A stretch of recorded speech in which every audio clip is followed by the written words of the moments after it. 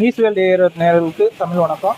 இப்போ பார்த்தீங்கன்னா எல்லா துறைகளையும் கூட கல்வித்துறைகளுக்கு தமிழக அரசு அதிக நிதி ஒதுக்குது. இருந்தாலும் கிராமப்புறங்களில் பள்ளிகள் இன்னும் சரியாக சீரமைக்கப்படலை என்ற தொடர்ந்து ஒரு குற்றச்சாட்டு இருக்குது.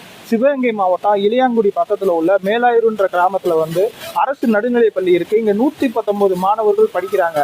மழை பெய்யும் காலத்தில் அந்த பள்ளியில் தொடர்ந்து மழை ஒழுகிறதாகவும் இதனால பெற்றோர்கள் அச்சத்தில் இருக்கிறதாகவும் சொல்றாங்க. இது குறித்து அப்பகுதியை சேர்ந்தவங்க வந்திருக்காங்க. அவங்ககிட்ட கேட்டு தெரிஞ்சுக்கிடுவோம் வாங்க. என்னமாச்சு, என்ன பிரச்சனை, அவங்க பள்ளியில என்ன நிலவுது? எங்களோட பள்ளியில ஓட்டுக்கூரை தான் இருக்கு. ஓட்டுக்கூரையில இது வரைக்கும் மழை பெய்யறதுனால பிள்ளைகளுக்கு அங்க இருக்கவே முடியல. அந்த இடத்துல மழை பெஞ்சதுனால பிள்ளைகளை ஸ்கூலுக்கு விட்டுட்டு எங்களாலே இருக்க முடியல. வீட்டுல இப்போ ஒரு பயமாவே இருக்கு. இந்த ஸ்கூல்ல எப்படி இருக்கு வச்சிருக்கு, நம்ம பிள்ளைகளை எப்படி விட்டுறோம்னு சொல்லி.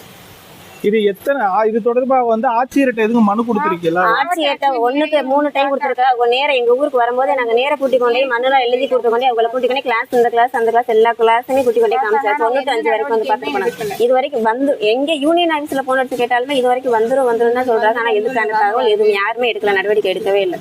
எத்தனை மாணவர்கள் படிக்கிறாங்க? என்ன மாதிரி சிக்கல்களை மாணவர்கள் சந்திக்கிறாங்க?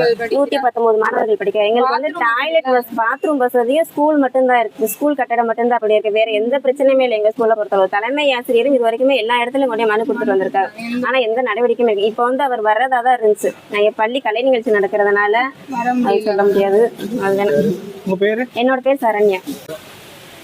தமிழக அரசு பல்வேறு திட்டங்களை மக்களுக்கு கொண்டு சேர்க்கும் வகையில பண்ணிட்டு இருக்காங்க. ஆனா இன்னுமே அந்த கிராமத்துல போய் சென்றடலைன்னு அவங்க குற்றச்சாட்டு வைக்கிறாங்க.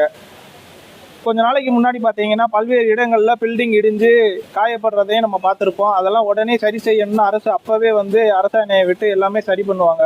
ஆனால் இந்த ஊரில் பல முறை மனு கொடுத்தும் எந்த ஒரு நடவடிக்கையும் இல்லைன்னு சொல்லிட்டு குற்றச்சாட்டு வைக்கிறாங்க. இதை விரைந்து நடவடிக்கை எடுக்கணும்னு கோரிக்கையும் வைக்கிறாங்க. தமிழக அரசு விரைந்து இதை செய்யணும்னு கேட்டுக்கிறோம். நன்றி.